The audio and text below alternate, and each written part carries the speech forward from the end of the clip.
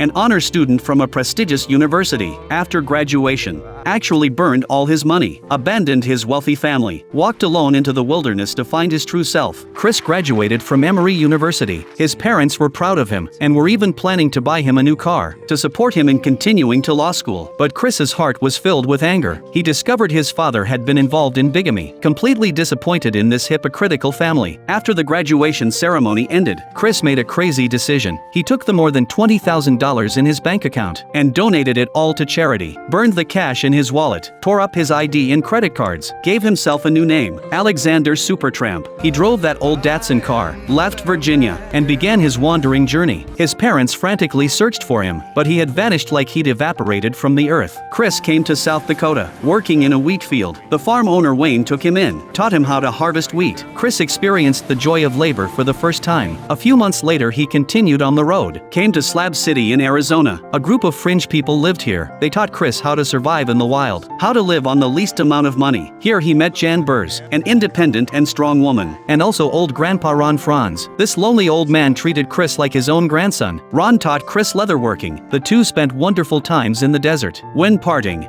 the old man cried and begged him to stay, even wanted to adopt him, but Chris still chose to leave. His ultimate goal was Alaska, that last wilderness. He wanted to go there to seek the true meaning of life, far from all the constraints of civilized society. After a long journey, Chris finally reached Alaska. A hunter gave him a ride into Denali National Park, then left him alone in the wilderness. He found an abandoned bus, made this place his home, began true wilderness living, hunting small animals, gathering wild vegetables, recording each day's life. At first everything went smoothly. He successfully hunted a moose, excitedly shouted in celebration, felt he had conquered nature. But the good times didn't last long. He discovered he couldn't preserve so much meat. Most of it rotted. He began to realize wilderness survival was much more difficult than imagined. A few months later Chris wanted to leave, but found the river had swollen, could no longer cross. He was trapped in this wilderness. Food became increasingly scarce. He became extremely weak. In his diary he wrote, "Happiness only real when shared." In the end Chris died from eating poisonous plants. In that bus, quietly left this world. At only 24 years old, the freedom he pursued with his life ultimately became his final resting place.